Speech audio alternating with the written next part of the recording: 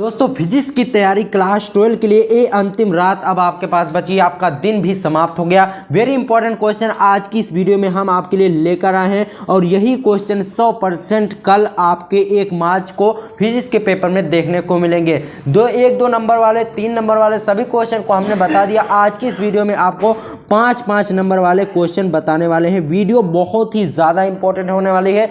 आपसे एक ही रिक्वेस्ट है कि वीडियो को लास्ट तक देखना, ताकि जो भी प्रश्न हम आपको बताएं उनमें से एक भी प्रश्न आपका छूटना ना पाए। ठीक है, कल दोपहर आपको अपना फिजिक्स का पेपर देने जाना है, तो सब कुछ अगर आपका तैयार है तो आप इस 5-5 नंबर वाले क्वेश्चन को देख कर जाइए। आपका बहुत ही अच्छे तरीके से तैयारी हो जाएगी। चलिए बिना समय गवाते हुए हम आज की इस वीडियो को शुरू करते हैं। देखिए दोस्तों, ये जो बहुविकल्पीय प्रश्न होता है ये भी आपसे 5 नंबर का पूछा जाता है, तो इसको भी सबसे पहले हम देख लेते हैं। ठीक है, देखिए प्रश्न 1 है वैद्युत फ्लक्स का मात्रक है। इसमें 4 ऑप्शन आपके पास है। पहला ऑप्शन है वेबर और दूसरा ऑप्शन है वोल्ट मीटर, तीसरा ऑप्शन है वोल्ट मीटर और चौथा ऑप्शन है न्यूटन प्रति कूलम। ठीक है, तो इसमें सही जो ऑप्शन है वह है वोल्ट मीटर। ठीक है, उसके बाद अगला क्वेश्चन देखिए वैद्युत विभव का मात्रक है। वैद्युत विभव का क्या मात्रक है? इसमें भी 4 ऑप्शन है। पहला है जूल प्रति कूलम, दूसरा है जूल गुणे कूलम और तीसरा है कूलम प्रति जूल। ठीक है,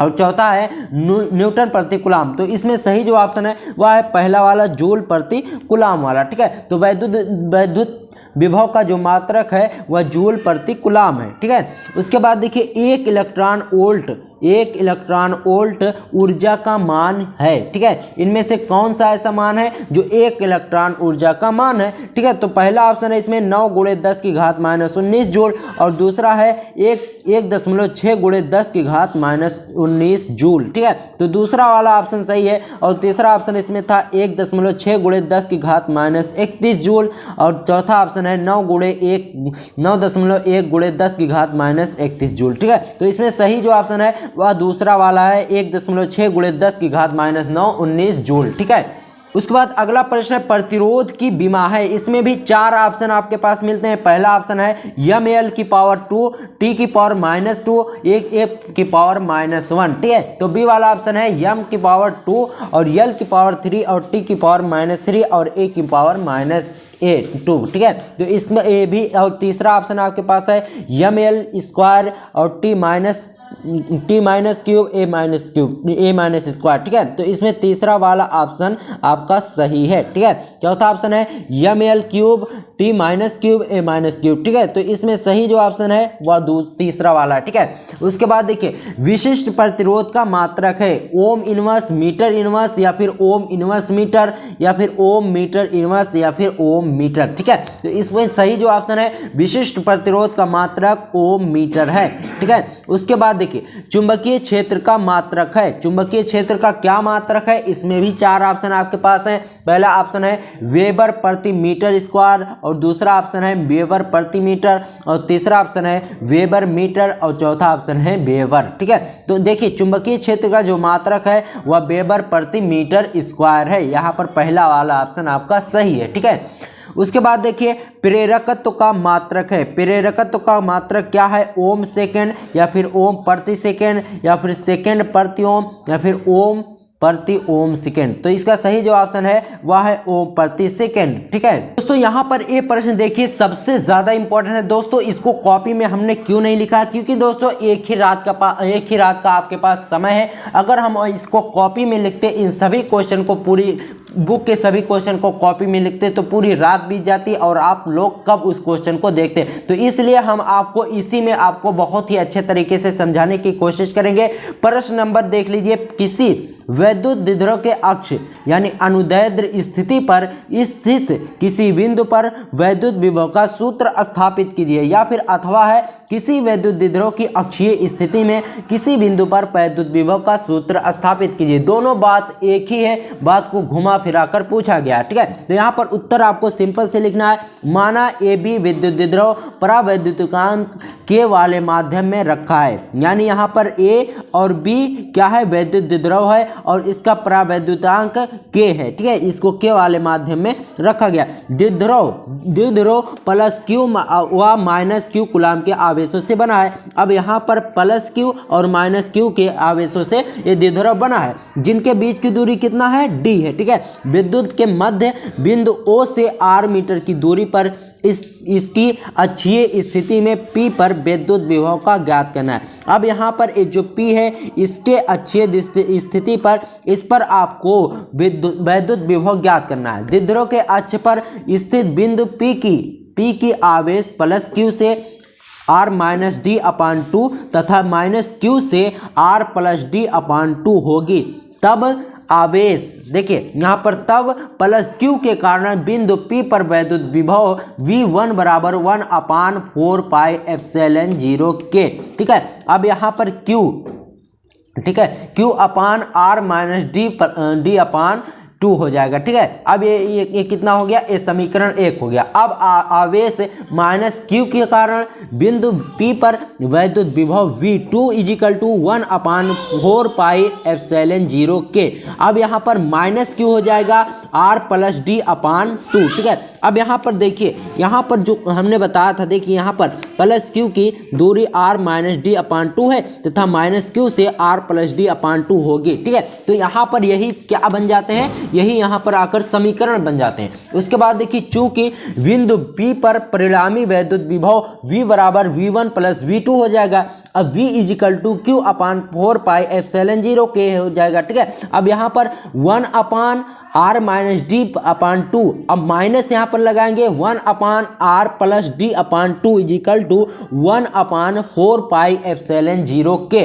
अब देखिए यहाँ पर आप देखे होंगे Q इंटू D वाला जो सूत्र है उसको यहाँ पर लगाया गया। अब देखिए Q इंटू D अपान R square minus D upon 2 का होल स्क्वायर। अब इसको जब हल करेंगे तो यदि वैद्युत द्विध्रुव आघूर्ण P है तो P बराबर Q इंटू D होता है, तो V बराबर हो जाएगा 1 अपान 4 पाई एप्सिलॉन 0 K अब इंटू हो जाएगा P अपान R स्क्वायर माइनस D अपान का होल स्क्वायर ओल्ट हो जाएगा। ये क्या है, ओल्ट हो जाएगा, ठीक है। अब देखिए, यदि D upon 2 greater than R हो तो D अपान 2 का स्क्वायर को R स्क्वायर की तुलना में नगण्य मानने पर, ठीक है। अब यहाँ पर देखिए, इसलिए V बराबर क्या हो जाएगा, 1 अपान 4 पाई एप्सिलॉन 0 K।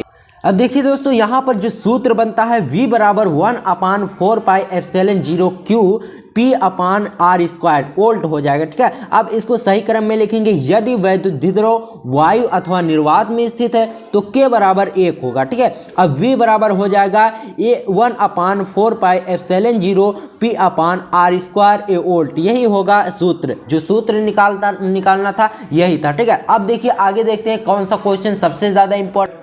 यहाँ पर प्रश्न संख्या 3 देख लीजिए, समांतर प्लेट, ठीक है। समांतर प्लेट संधारित्र की धारिता का व्यंजक व्युत्पन्न कीजिए। इसकी धारिता को किस प्रकार बढ़ाया जा सकता है ये भी आपको बताना, ठीक है। अब देखिए इसका उत्तर सेम टू सेम आपको इसी तरह से लिखना है जैसे हम समझा रहे हैं। देखिए यहाँ पर इस तरह से आपको इतना बड़ा उत्तर अगर आप लिखेंगे तो आपको लिखने में बहुत दिक्कत होगी, क्योंकि आपकी तैयारी है ही नहीं, ठीक है। तो इसलिए हम आपको इसको अच्छे से समझाने की कोशिश करेंगे। देखिए उत्तर इसका है, समांतर प्लेट संधारित्र में समान आकार की 2 धातु की प्लेटें P1 व P2 समांतर रखी होती हैं, ठीक है। अब यहाँ पर देखिए P1 और P2 एक प्लेट है जो कि समांतर रखी हुई है, यानी ये बराबर जगह पर रखी हुई है। तो प्लेटें एक दूसरे से D दूरी पर स्थित होती हैं। माना कि इनके बीच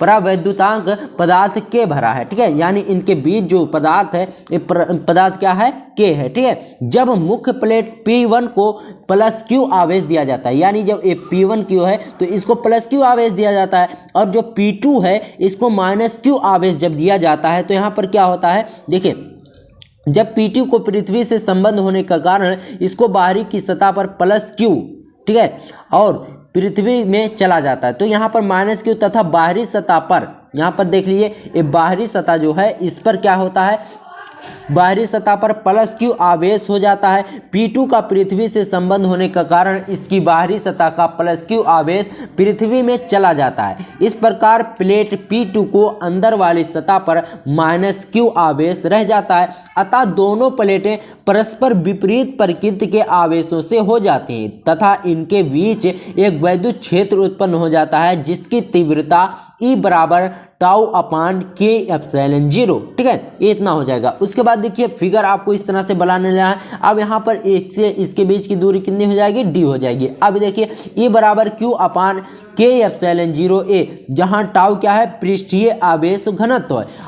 पृष्ठीय आवेश घनत्व बराबर कितना हो जाएगा, Q अपान a। टाउ बराबर हो जाएगा Q अपान a। ठीक है, यदि प्लेटों के बीच विभवांतर v हो तो सूत्र E बराबर हो जाएगा v अपान d से। ठीक है, अब v is equal to E into D होता है। अब अतः v is equal to Q upon के एप्सिलॉन 0a गुणे d हो जाएगा। ठीक है, अब देखिए धारिता की परिभाषा से क्या पता चलता है, C is equal to Q upon v। अब Q अपान v बराबर Q अपान के एप्सिलॉन 0 इंटू डी हो जाएगा। अब यहाँ पर k एप्सिलॉन 0a अपान d फैरड होगा। ठीक है, अब देखिए यहाँ पर एक लाइन वेरी इंपॉर्टेंट है। अतः धारिता के सूत्र से स्पष्ट होता है कि समांतर प्लेट संधारित की धारिता प्लेटों के क्षेत्रफल के अनुक्रमानुपाती, माध्यम के परावैद्युतांक के अनुक्रमानुपाती तथा प्लेटों के बीच की दूरी के व्युत्क्रमानुपाती होती है। ठीक है, तो इस तरह से इस क्वेश्चन का आंसर आपको देना है।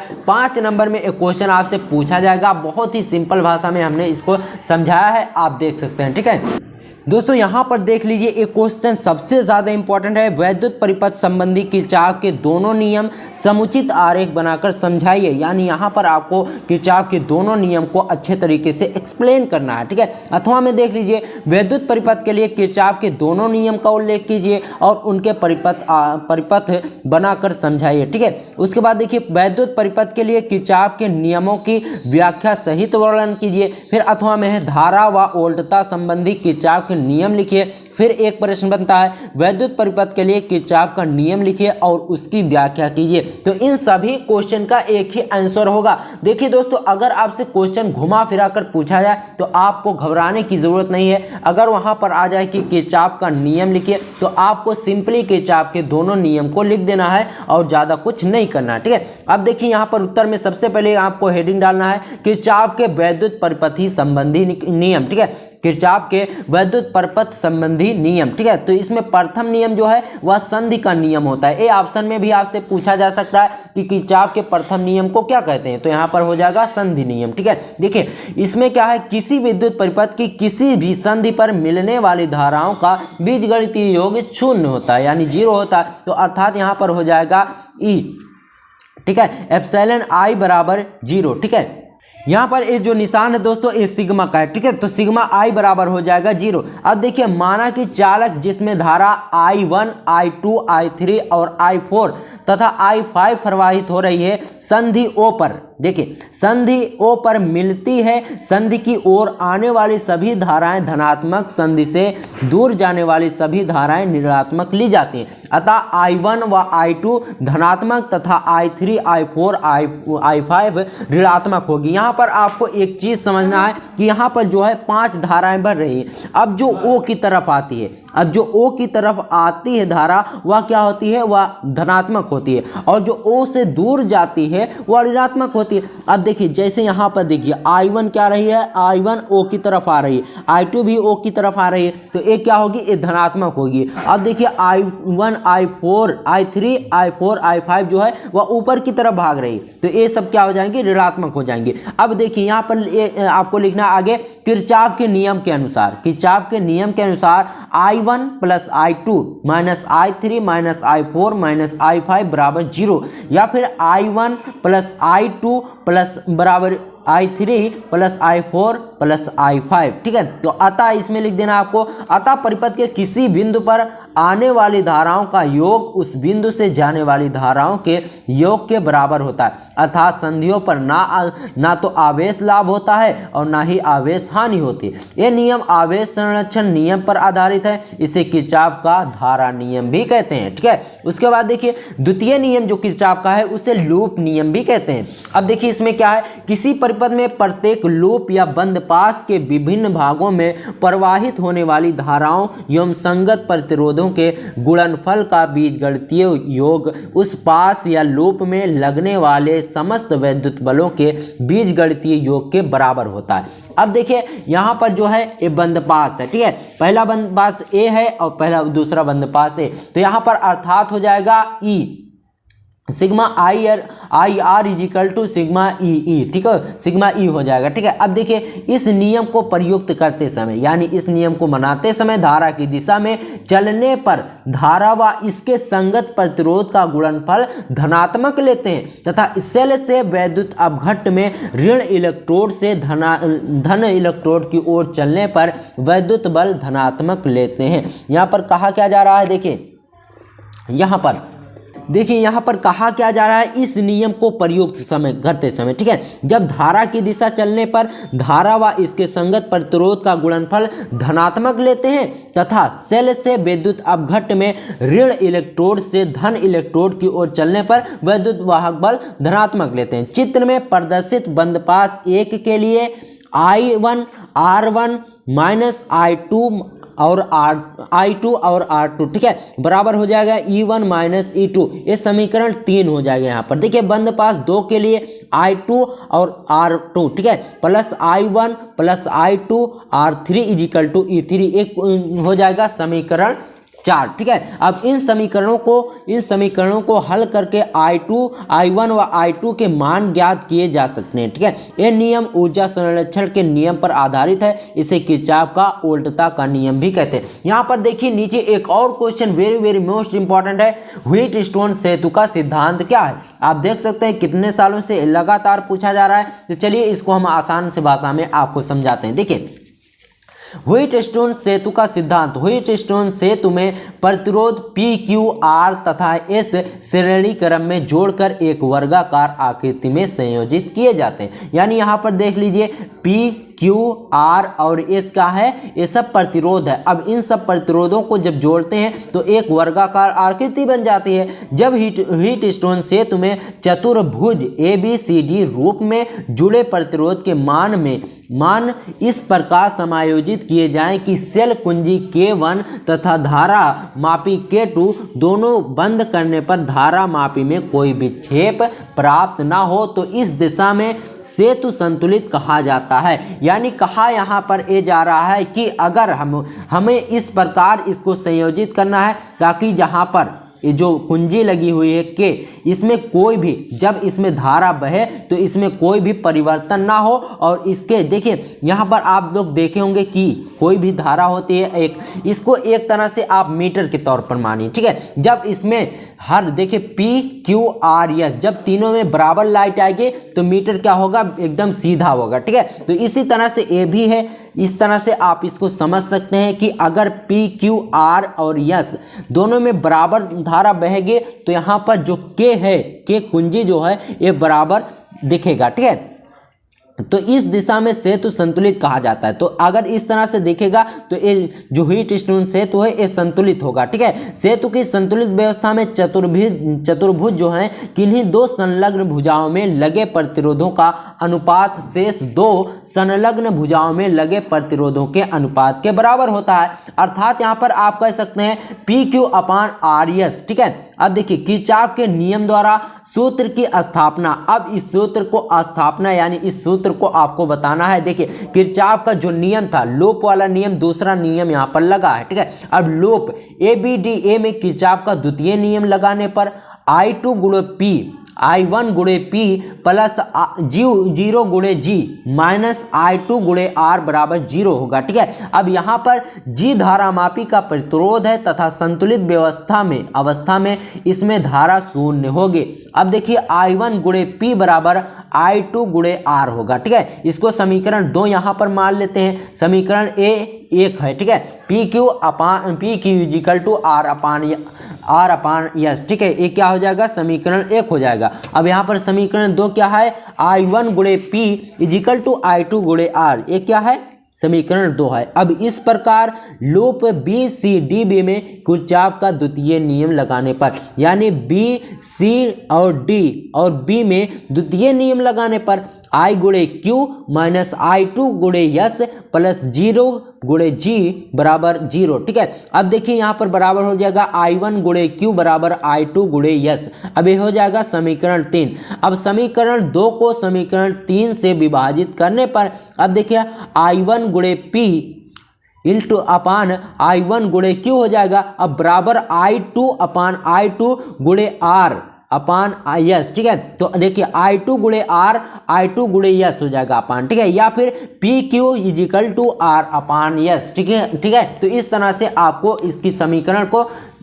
ठीक करना है, समीकरण को हल करना है, ठीक है। अब देखिए यहाँ पर एक चीज़ बहुत ही ज़्यादा इंपॉर्टेंट है, यदि प्रतिरोधों P व Q का अनुपात तथा प्रतिरोध R का मान ज्ञात हो तो अज्ञात प्रतिरोध यस की गणना की जा सकती है। यहाँ पर कहा जा रहा है अगर P Q अनुपात तथा R का मान, P Q का अनुपात और प्रतिरोध R का मान ज्ञात हो तो यस प्रतिरोध की गणना की जा सकती है। सेतु में संतुलित होने पर सेल तथा धारा मापी की स्थितियों को आपस में बदलने पर सेतु की संतुलित अवस्था पर कोई प्रभाव नहीं पड़ता, अतः सेतु की AC व BD भुजाओं को संयुग्मी भुजाएं कहते हैं तथा सेतु उस समय सबसे अधिक सुग्राही होता है जब चारों प्रतिरोध एक ही कोटि के हों। यहाँ पर कहा यह जा रहा है ना कि अगर प्रतिरोध जो चारों प्रतिरोध लगे हैं P Q R S, उनको उन स्थितियों को आपस में बदलने पर संतुलन अवस्था पर कोई प्रभाव नहीं पड़ता। अगर जो सेतु हो वह संतुलित अवस्था में है तो P Q R और S को बदलने में कोई प्रभाव नहीं पड़ेगा। और जब P Q R S में जो प्रतिरोध लगा है वह प्रतिरोध एक ही होगा, एक ही प्रतिरोध यानी एक ही प्रकार की धारा सब में बहेगी। जैसे 50% धारा इसमें बह रही, 50 इसमें, 50 इसमें, तो क्या होगा ना, तो यहाँ पर चारों प्रतिरोध एक ही कोटि के जब होंगे तो उस समय जो उसकी भुजाएं हैं सेतु उस समय सबसे अधिक सुग्राही होगा। बात समझ रहे हैं। यहाँ पर देख सकते हैं एक क्वेश्चन सबसे ज़्यादा इंपॉर्टेंट है, बायो सेवर्ट का नियम समझाइए। इसको कहने की ज़रूरत नहीं है कि ये ज़्यादा इंपॉर्टेंट है, आप लोग जानते ही होंगे हर साल एक क्वेश्चन लगभग आपके बोर्ड एग्जाम में पूछा ही जाता है। बायो सेवर्ट का नियम समझाइए। इस नियम का उपयोग करके एक वृत्ताकार धारावाही कुंडली के केंद्र पर चुंबकीय क्षेत्र के व्यंजक का निगमन कीजिए, यानी एक डेरिवेशन है। इस डेरिवेशन को आज की इस वीडियो में हम बहुत ही आसान भाषा में आपको बताते हैं। दोस्तों यहाँ पर सबसे पहले आपको बायो सेवर्ट के नियम की परिभाषा लिख देनी। परिभाषा आप जानते होंगे, किसी भी बंद पृष्ठ से गुजरने वाला विद्युत फ्लक्स उस बंद पृष्ठ से 1/1/ε0 गुना होता है। तो यही होता है बायो सेवर्ट की परिभाषा को आपको बनाकर लिख देना, हम ऑलरेडी बता चुके हैं। अब देखिए वृत्ताकार धारावाही कुंडली के केंद्र पर चुंबकीय क्षेत्र, अब इसका व्यंजक कैसे प्राप्त करना वो आप देखिए, ध्यान से देखिए। माना कि एक तार को वृत्ताकार मोड़कर r मीटर की त्रिज्या के वृत्ताकार कुंडली बनाई गई है। माना कि एक तार है, ठीक है, एक तार है, उसको मोड़कर r मीटर की त्रिज्या की वृत्ताकार कुंडली बनाई गई है। यानी यहाँ पर r का मान कुछ भी हो सकता है, जैसे 30 सेंटीमीटर होगा तो उस त्रिज्या के एक कुंडली बनाई गई, एक गोला बनाया गया है। माना कुंडली में एम्पियर I की धारा प्रवाहित हो रही, माना इसमें जो इस पूरे गोले में जो करंट बह रहा है वह I करंट है, ठीक है। देखिए I एम्पियर, यानी I एम्पियर की धारा प्रवाहित हो रही है। इसके केंद्र पर चुंबकीय क्षेत्र ज्ञात करना है। अब इसके केंद्र पर जो चुंबकीय क्षेत्र लगता है उसको ज्ञात करना है। इसके लिए DL लंबाई के अल्पांश AB की कल्पना करते हैं, ठीक है। अब देखिए बायो सेवर्ट के नियम के अनुसार DL अल्पांश के कारण केंद्र पर उत्पन्न चुंबकीय क्षेत्र D बराबर μ0/4π into IDL sin theta upon R square होगा, ठीक है। अब यहाँ पर देखिए यहाँ पर देखिए mu 0/4 pi into I D L sine theta, यहाँ पर थीटा का मान कितना है 90 अंश है। ठीक है, यहाँ पर एक चीज आप देख लीजिए एकदम सीधा है, तो यहाँ पर कितना होगा 90 अंश होगा। ठीक है, उसके बाद देखिए डी बराबर mu 0/4 pi I D L upon R square हो जाएगा। ठीक है, उसके बाद देखिए केंद्र ओ पर संपूर्ण वृत्ताकार कुंडली के कारण चुंबकीय क्षेत्र बी बराबर यहाँ पर हो जाएगा बी बराबर समाकलन डी एल बराबर समाकलन mu 0/4 pi into I D L upon R square हो जाएगा। ठीक है, फिर बराबर mu 0I/4 pi R square समाकलन डी एल हो जाएगा। अब जहाँ पर समाकलन डी एल कुंडली की परिधि है, परिधि बराबर 2πr होता है, तो सब लोग जानते होंगे एक फेरे वाली कुंडली के लिए, यानी इसमें एक ही फेरा है, आप देख सकते हैं। ठीक है, फिर क्या है बी बराबर mu 0I/4 pi R square गुणे 2πr बराबर म्यू 0I/2r हो जाएगा। अब देखिए यदि कुंडली में n फेरों की संख्या है तो चुंबकीय क्षेत्र B बराबर म्यू 0 हो जाएगा। अब देखिए ये जो था ये समीकरण 1 था, अब यहाँ पर समीकरण 2 हो जाएगा। अब देखिए यदि कुंडली में धारा वामावर्त है तो चुंबकीय क्षेत्र B की दिशा कुंडली के तल के लंबवत ऊपर की ओर होगी। यदि कुंडली में धारा दक्षिणावर्त है तो चुंबकीय क्षेत्र B की दिशा कुंडली के तल के लंबवत नीचे की ओर होगी। तो इस तरह से था बायो-सेवर्ट के नियम का निगमन। तो इस तरह से इस क्वेश्चन को देखिए, ये एक फार्मूला है, इसको आपको इस तरह से कर देना है ताकि देखने में और भी अट्रैक्टिव लगे। अब देखिए उसके बाद कौन सा क्वेश्चन इंपॉर्टेंट है हम देख